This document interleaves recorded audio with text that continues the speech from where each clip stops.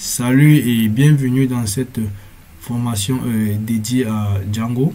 Mon nom est Joël Ngemeta. Avant de commencer cette vidéo, je tiens déjà à m'excuser pour le fait que j'ai été absent pendant un an. Et pour m'excuser, je ferai un effort de mettre au moins une vidéo chaque fin de semaine. Au moins une vidéo. Ok. Aujourd'hui, je ne vous propose pas quelque chose de nouveau. Nous allons refaire ce que nous avons déjà eu à faire. Mais déjà, je tiens à refaire cette vidéo pour que nous partons sur des très bonnes bases.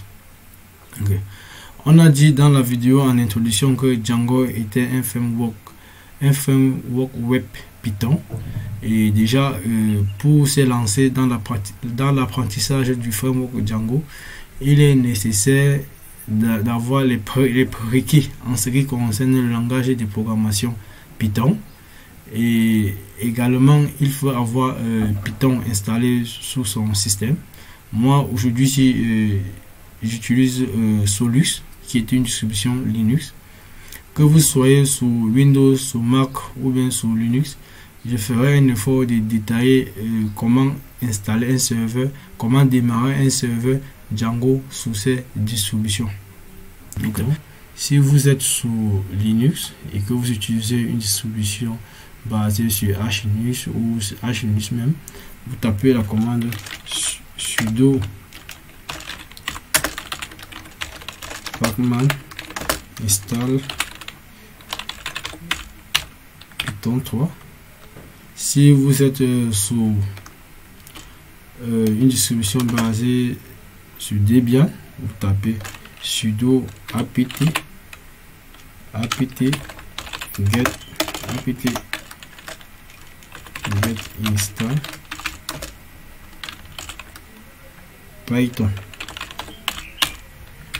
Python 3.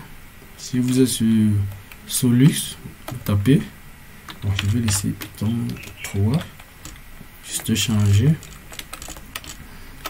la commande apt pour mettre eopkg.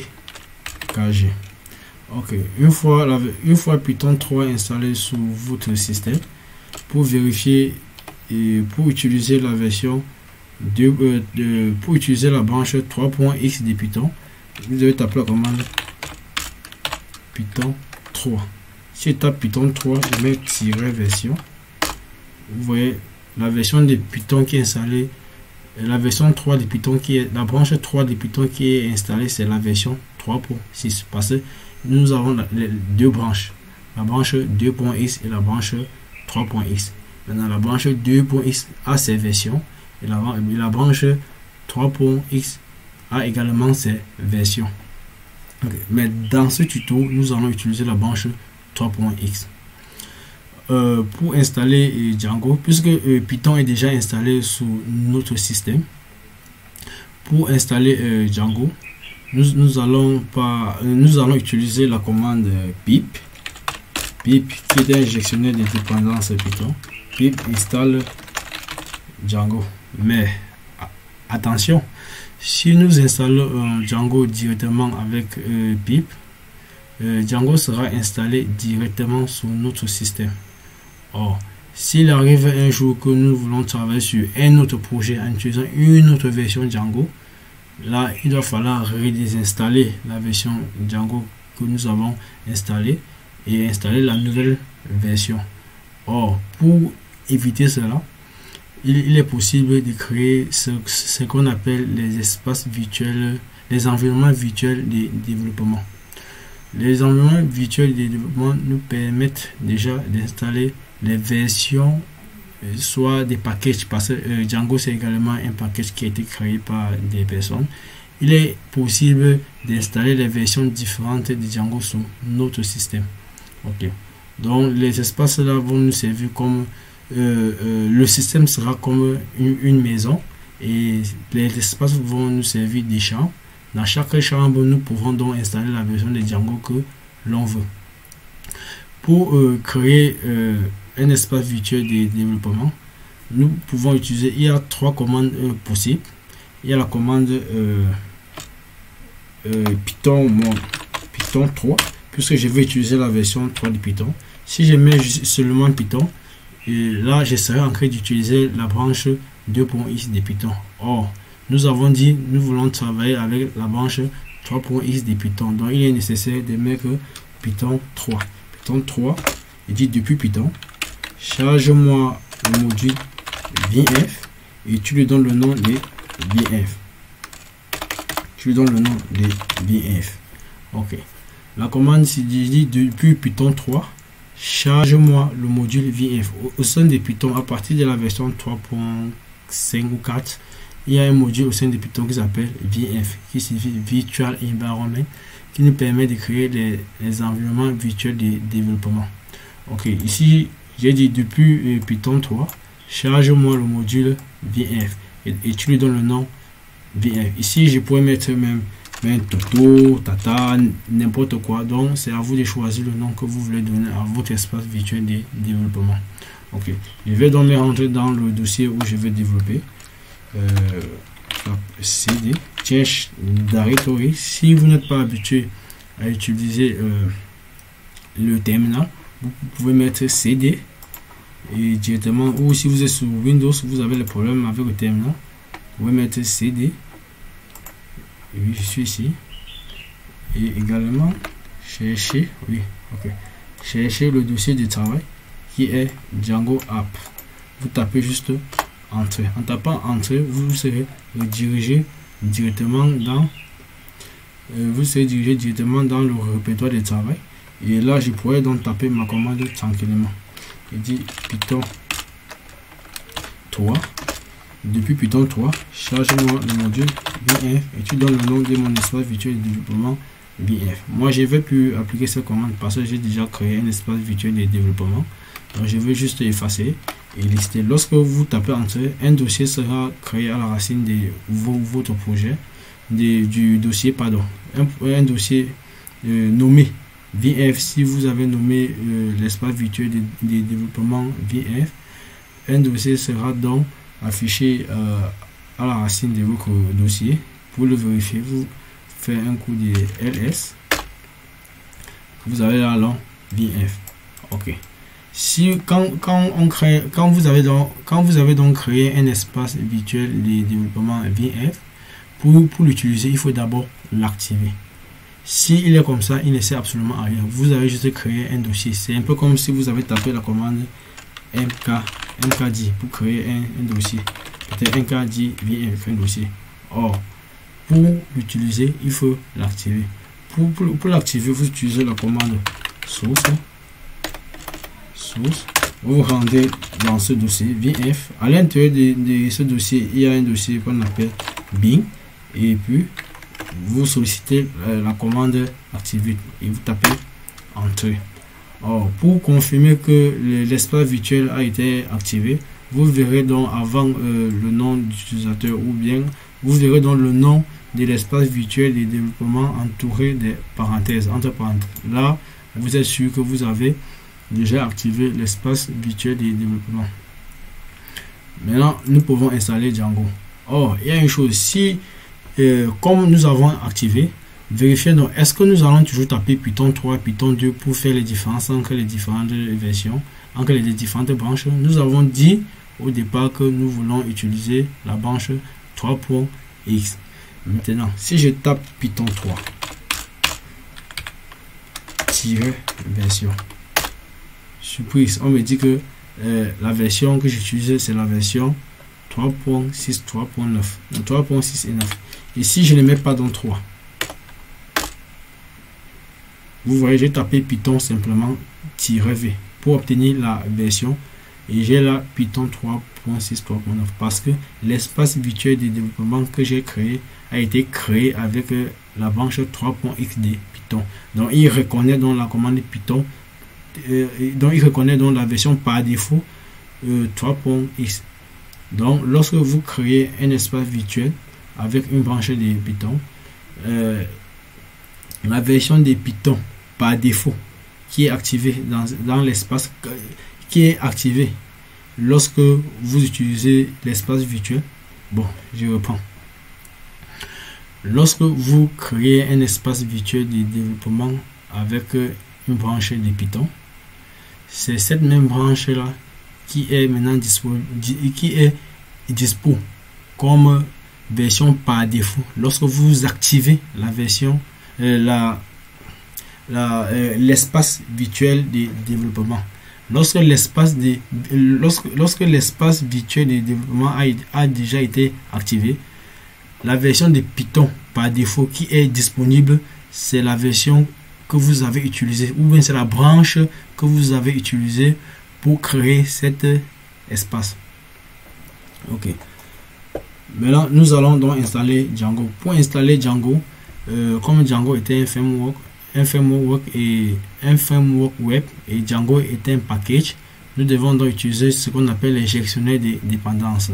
Bon, avant d'installer Django, je vais d'abord nettoyer mon terminal. Si vous êtes sous Windows, vous tapez CLS, là ça va nettoyer le terminal. Et si vous êtes sous Linux, vous tapez CLI, pour nettoyer le terminal. Ok. Je vais taper pip install Django. Il tape entrée. Ok, on me dit que Django a déjà été installé dans l'espace virtuel de développement. Ok, pour vérifier que Django a été bel et bien installé, et on sait que Django est un module Python, est un package. Donc nous pouvons charger Django en tant que module Python, puisqu'on sait que Python c'est la version 3.x qui est disponible, donc plus la peine de mettre 3 devant Python. Et puis Python, charge-moi le module Django et tu obtiens sa version.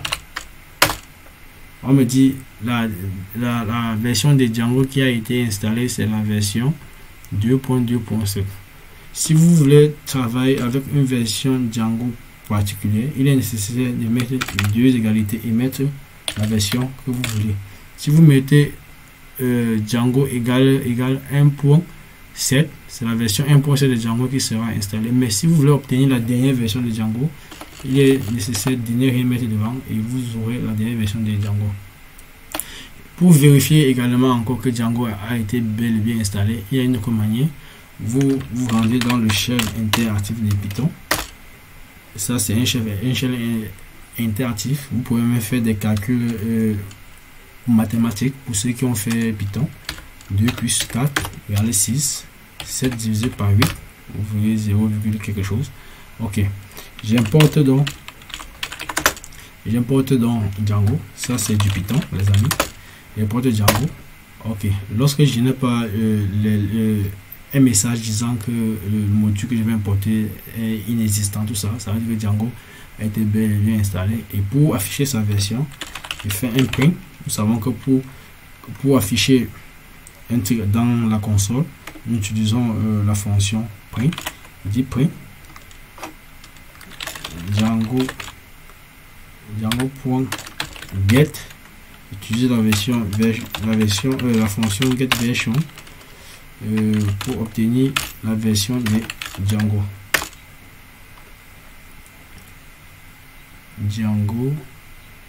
Ok.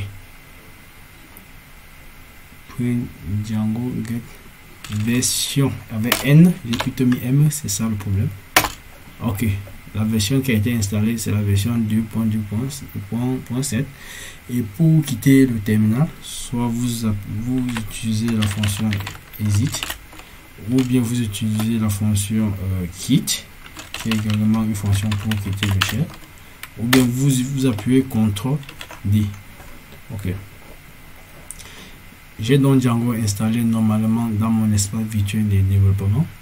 Et maintenant, ce qui nous reste à faire, c'est de créer notre projet Django. Ok. Quand vous installez Django, vous avez accès à la commande qu'on appelle Django admin. Django admin start project. Okay. Ici, il faut donner le nom à notre projet. Je vais donner le nom démo. En patient. Ok. Je liste dans le répertoire courant ls et voir leur démo. Mon projet a été bel et bien créé. Je me rends donc dans mon projet cd démo Je fais ls, je vois donc il y a un dossier démo et fichier manage.py. Ok. Pour voir le contenu normalement, je vais lancer mon éditeur de test préféré qui est Visual Studio Code. Sous Linux, pour lancer Visual Studio Code, c'est la commande code-oxs, oui, si je ne me trompe pas, mais sous Debian Linux, je pense que c'est juste code, mais sous celui c'est code-ss. Je mets le point pour dire ouvre le dossier courant, charge les fichiers qui sont dans le répertoire courant.